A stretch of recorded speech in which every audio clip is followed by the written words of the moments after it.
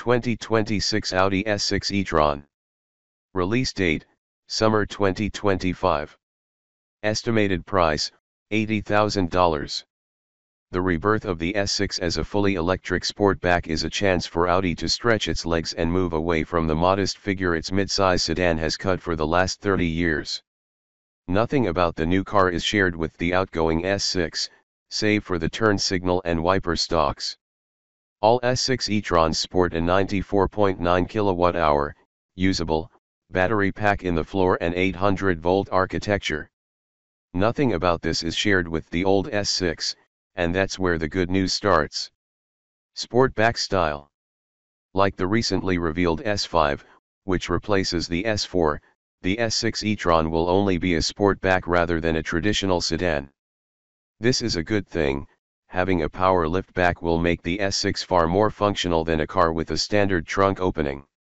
Official US specs are still forthcoming, but Audi says the S6 e-tron will be available with wheels as large as 21 inches in diameter, and as you can see, the Sportback has a strong visual link to the SQ6 SUV.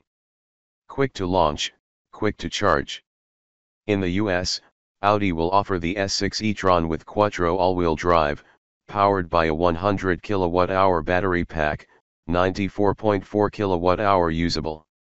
The standard output will be 496 horsepower, with 543 HP available for short bursts when using launch control.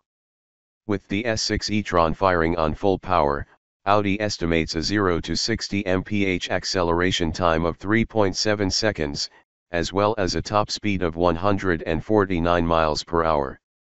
Because the S6 e-tron benefits from the same 800-volt architecture as the SQ6 e-tron, it has a charging power of up to 270 kilowatts.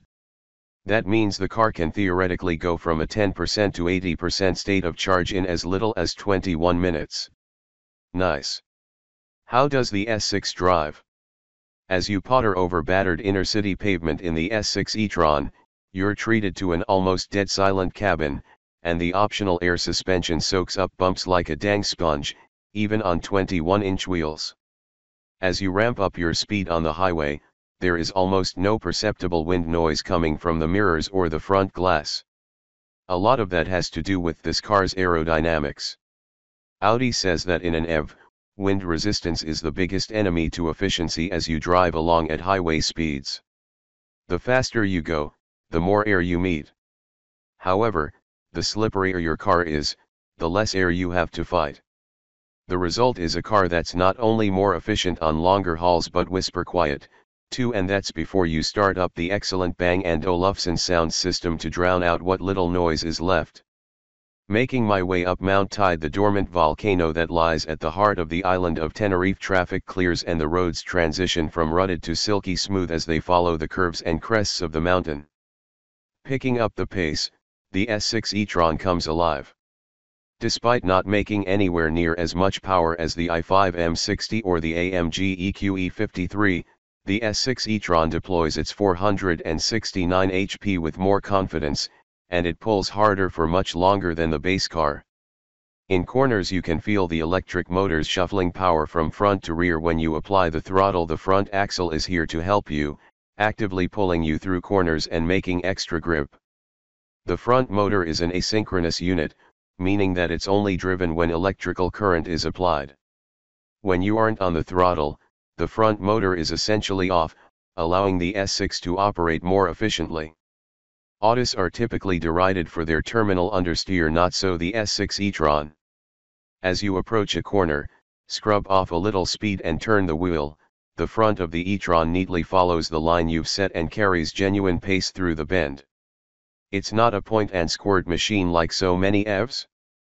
The steering itself is a little numb, but the progressive system, that changes the effort needed to turn the wheel based on steering angle, has been so thoroughly retuned that, finally, you're not left guessing where this Audi's nose is pointing. Michelin Pilot Sport EV tires, in combination with a sophisticated suspension setup, give the S6 e-tron masses of grip. It's just as deft as the base car, and the addition of a front motor and the required extra drive shafts don't obscure or corrupt the steering's tractable nature. The S6 is both lighter on its feet and more planted than the base A6 e-tron and easier to drive quickly than a BMW i5 or Mercedes-Benz EQE. The only area where the S6 e-tron suffers slightly is under braking. While Audi does a good job of blending regenerative and friction braking, after some hard driving the pedal starts to go soft. The brakes are only up to the task of hauling down the hefty EV for so long. By contrast, a BMW i5 M60 can be hooned around our test track for several laps on end without giving up the ghost. One pedal driving and 300 plus miles of range. Audi says the S6 e-tron should get a max of 324 miles, and it has a max charge rate of 270 kilowatts. There are 4 different regen settings on the S6 e-tron that you can select via the paddles on the steering wheel. There is no coasting function, but the lowest setting gives a very small amount of regenerative braking. There's also a one-pedal mode optimal for driving around town, but for faster driving, we prefer the least amount of regen. Flicking a paddle on the steering wheel and using the extra regen to help plant the nose into a corner, then backing off as you accelerate out is a fun dance to try to get right. Inside story. The S6 comes with Audi's newest interior, where 2 screens dominate the experience. The 11.9-inch instrument cluster gets a new design but is still configurable to show useful info like your trip meter, how much power you're using, route guidance info, or some combination of the 3. The infotainment screen measures 14.5 inches and has crisp graphics, but the interface is extremely menu-heavy. Audi added configurable shortcuts for your most frequently used items, but the system is far too dense to fully understand over the course of a few hours. That said, I don't like that Audi has yet again stuck the climate controls inside of a screen menu instead of putting physical controls on the console. Prospective buyers will want to spend time playing around in the system before signing the dotted line. Thankfully, wireless Apple CarPlay and Android Auto are standard. The rest of the interior is typical Audi, but this time that's a good thing. Everything in the S6 feels extremely well bolted together, the leathers and fabrics are excellent to both sit on and touch, and the views out of both the front and rear are crystal clear. There are small gripes, mainly the fact that small item storage is lacking, the back seats are a little snug for anyone 6 feet or taller, and Audi's new shift knob looks cheap compared to the rest of your high-class surroundings. That said, this interior is, almost, exactly what you'd expect from Audi.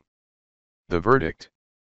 The Audi S6 e-tron goes, stops, and grips like a pure sport sedan but hardly feels compromised in terms of refinement or overall comfort. All signs point to Audi having finally found a way back to its best as it charges on with its electric revolution.